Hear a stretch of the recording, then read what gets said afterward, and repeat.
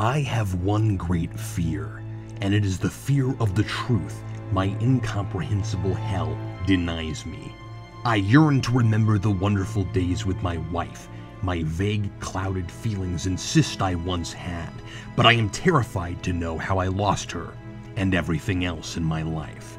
I still know so little, though I can reasonably assume from the pop culture references that tend to materialize in my head as I write, and from the bizarre form my torment has taken, that I was a geek.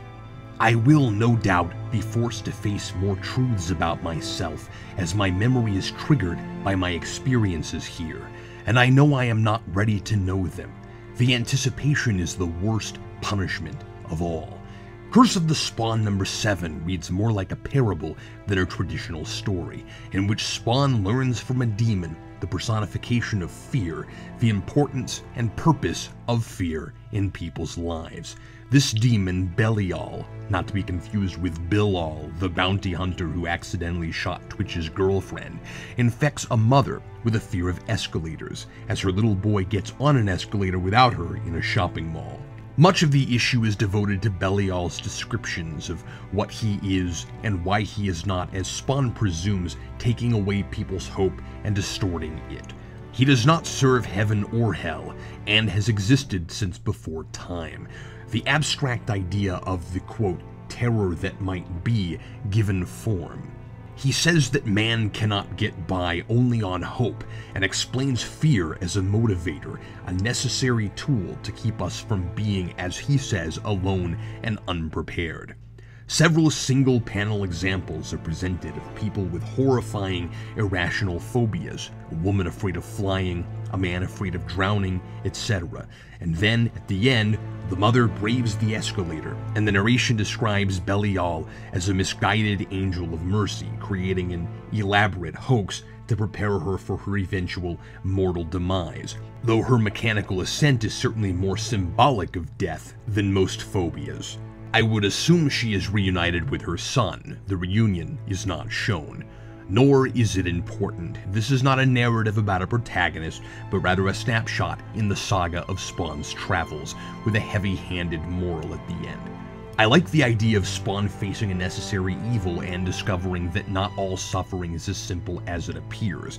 Belial does not derive sadistic pleasure from the fears he instills in people. He is actually providing a service that strengthens them and helps prepare them for harsh realities when there is no one there to protect or save them, like when the woman was on her own in the mall.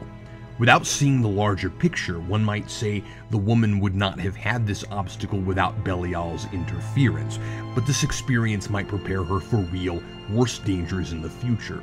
Within the world of Spawn, in which the sermon of free will is so often preached, both by Spawn and others who refuse to buy into heaven and hell's ideas of destiny, I must wonder if an entity that manipulates fear is taking away something from the human experience, when phobias are assigned rather than developed over time. Is there no fear without this entity, or does he only supplement fear? It seems here that he only delivers phobias. Not every person has an extreme phobia. Does Belial pick and choose who gets his assistance?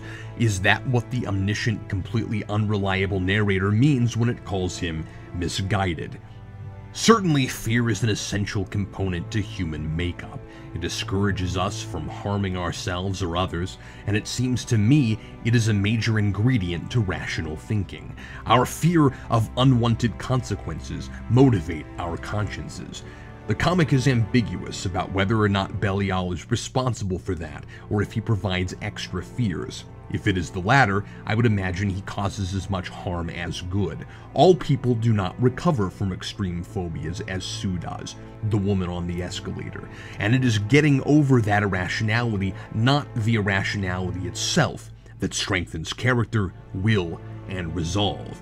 So Spawn has good reason to question Belial, and were this a genuine story and not another series of philosophical lectures like last issue, perhaps these complexities could have been explored, as opposed to Belial simply being right and Spawn simply being wrong based on one example.